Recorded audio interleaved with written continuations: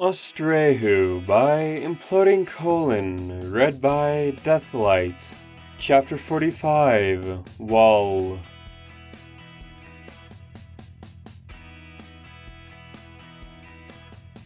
Full trust stood before Rainbow Dash. Around his back hung a saddlebag filled with dim lanterns that cast an amber shine along the dead-end tunnel. With a calm smile, he trotted past her and approached the wall of bright, polished granite. "There's nothing else in the mountain like it," he said, stroking a hoof gently across the material. "It's made out of an immaculate substance. If you strike a pickaxe strongly against it, your tool might break, but there wouldn't be a single scratch left on the material. It makes you wonder if the Sun Goddess herself is capable of making a mark." All Rainbow Dash could ask was, "Where the heck did you come from?" "Oh please, equestrian." He chirruped pleasantly.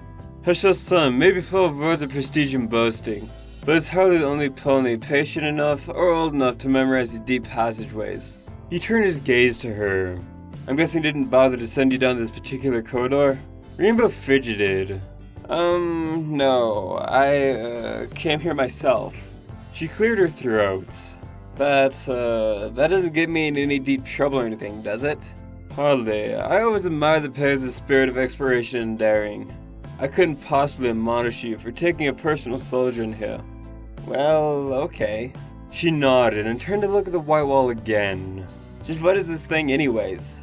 If I had a solid answer for you, I would have told you about it as soon as we met." Fultrot said, "It is a most remarkable find, would you think?" "I don't know." Rainbow scratched her head. "It's really weird, but there's not much to it." She blinked, then squinted at him.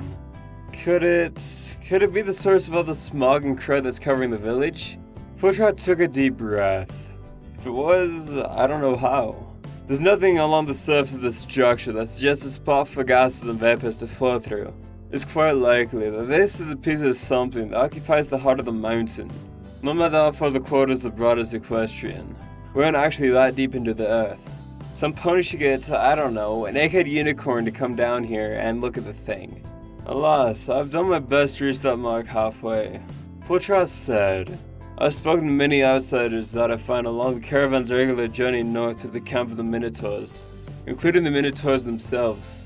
I've been getting no particular explanation. I feel the only way to find a true answer is to come in contact with the historical archivist of Wintergate." "Why haven't you then?" Fultrot sighed. "Because if I do anything to distract myself from the task of constantly delivering those enchanted crystals, then the invading creatures would double their numbers and even more civilians from Winthrow would perish. I am, for lack of a better term, at the end of my leash. Couldn't you, I don't know, make a plea to either Austraeoh or Slatesteed? Perhaps by now you've gotten a proper picture of my predicament, equestrian," Fultrot said as he paced along the length of the wall. "I have worked all my life to ensure the safety of this village. Now in these latest, most grave years, I feel like I can do next to nothing. Any chance of progress whatsoever is stalled by the village's grandfather, as well as the constant conflict with the aspirations of his son. If either one of them was to stop arguing and be reasonable, I've no doubt that some progress would be made." "Sounds like a really nasty situation you're all in." Rainbow grunted. "If you don't mind me saying." "I don't mind what you have to say or do at all, outsider." Fultrot said, "If nothing else, your presence bodes well for the town. There's been so much nonsense and confusion and hopelessness. I think what my fellow villagers need is Pegasus' willpower from the outside. I can see it already, you being here is making things happen. Austraeoh's more awake and lucid than ever. As for Slatesteed, I think it might be aware of the notches in his stubbornness. All of this, of course, is saying nothing of your incredible resolve, bravery, and pursuit for saving fellow ponies from peril.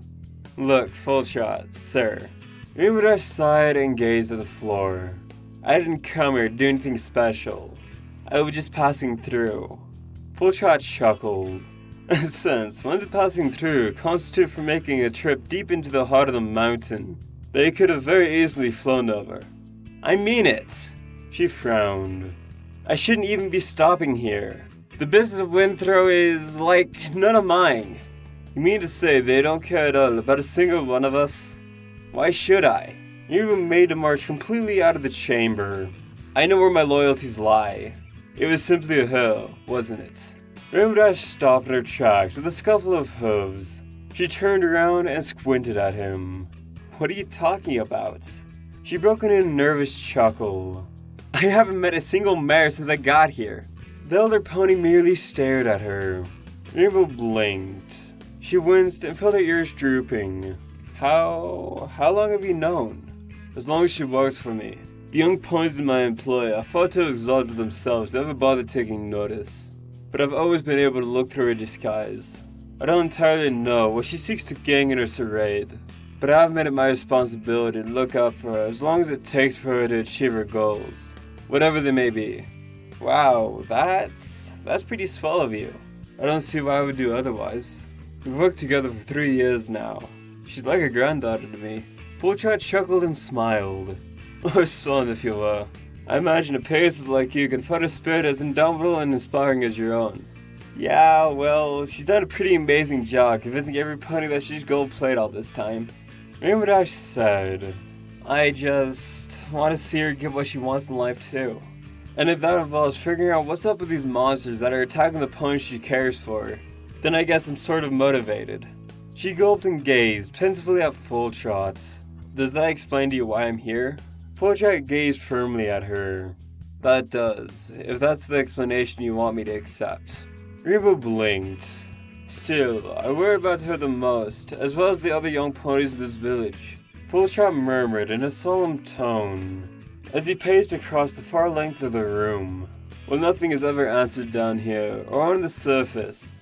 They only stand out their lives dashed to bits with these horrible monstrosities. I'm rather reluctant to say it, but every proposal that Study Seed has looks incredibly appealing. I too would like to see these villagers live newer and better lives, even if that means having to experience those lives elsewhere.